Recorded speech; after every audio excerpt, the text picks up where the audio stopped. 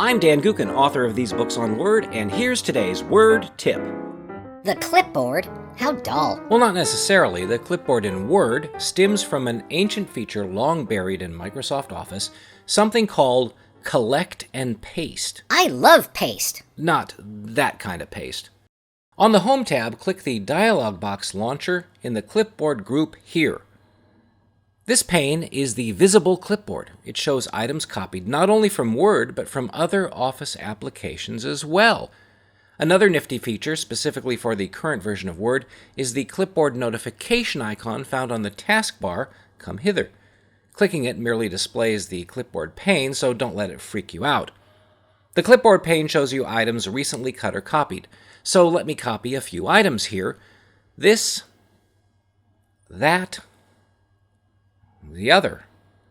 Now see how each item appears in the clipboard list? They are collected. You may even see a pop-up in the lower right corner of the screen telling you the item number, and you have up to 24 items you can collect and paste. What's the point?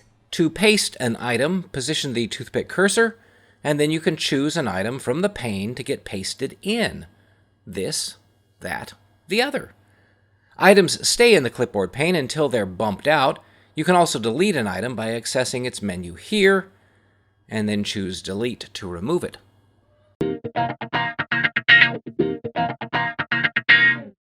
And for a handy keyboard shortcut, click the Options button. Choose the setting to press Ctrl-C twice to bring up the clipboard pane. Now let me close the pane now. And you have to select something. You can't just whack Ctrl-C twice. So I'm going to select a word, Ctrl-C, Ctrl-C. Ta-da! Neato! Thanks for the cool tip, Dr. Word. As always, look for more tips in my books on Word.